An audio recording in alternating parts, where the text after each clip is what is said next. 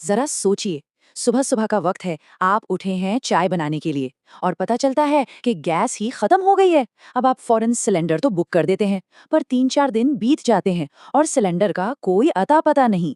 तो सवाल ये है कि आखिर भारत जैसे इतने बड़े देश में एलपीजी गैस की कमी हो क्यों रही है? क्या सच में हमारी गैस खत्म होने वाली है या फिर इसके पीछे कोई और ही वजह है? चलिए आज इसी का पूरा सच जानते हैं। तो सबसे पहले ये समझते हैं कि हमारे घरों में जो खाना बनाने वाली एलपीजी गैस है, ये आती कहाँ से है? क्योंकि देखिए, ज्यादातर लोगों को शायद ये नहीं पता कि भारत अपनी जरूरत की पूरी गैस खुद नहीं बनाता है। जी हाँ, हमारी जरूरत का एक बहुत बड़ा हिस्सा विदेशों से इंपोर्ट किया जाता है, यानी हम उसे बाहर से मंगवाते हैं। इससे ये तो साफ है कि हम अपनी जरूरतें पूरी करने के लिए दूसरे देशों पर काफी हद तक निर्भर हैं। तो ये गैस हम तक पहुंचती कैसे है? इसका एक पूरा प्रोसेस है। सबसे पहले गैस विदेश से आती है, फिर यहाँ भारत की जो बड़ी बड़ी कंपनियां हैं जैसे कि इंडियन ऑयल, भारत पेट्रोलियम और हिंदुस्तान पेट्रोलियम, वो इसे रिफाइन करती हैं और फिर वहां से ये पूरे देश की गैस एजेंसीज तक पहुंचाई जाती है। अच्छा, अब आते हैं पहले और सबसे बड़े कारण पर, और वो है डिमांड का अचानक से बहुत ज्यादा बढ़ जाना।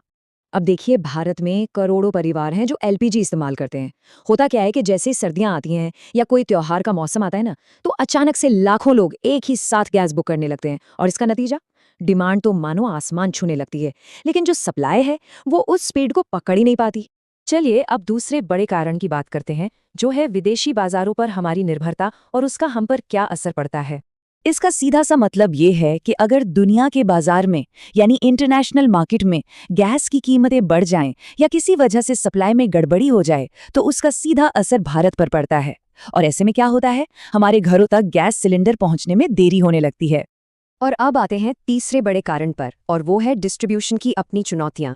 सोचिए, गैस रिफाइनरी से निकलकर ट्रकों में भरकर आपकी नजदीकी एजेंसी तक पहुंचती है, लेकिन इस सफर में कई दिक्कतें आ सकती हैं। मान लीजिए रास्ते में ट्रांसपोर्ट की कोई समस्या हो गई, या कभी हड़ताल हो गई, या फिर मौसम ही बहुत खराब हो गया, तो इन सब वजहों से सिलेंडर को पहुंचने में देर हो जाती है और फिर इंतजार करना पड़ता है। तो फिर सवाल उठता है कि इस पूरी समस्या को ठीक करने के लिए आखिर किया क्या जा रहा है?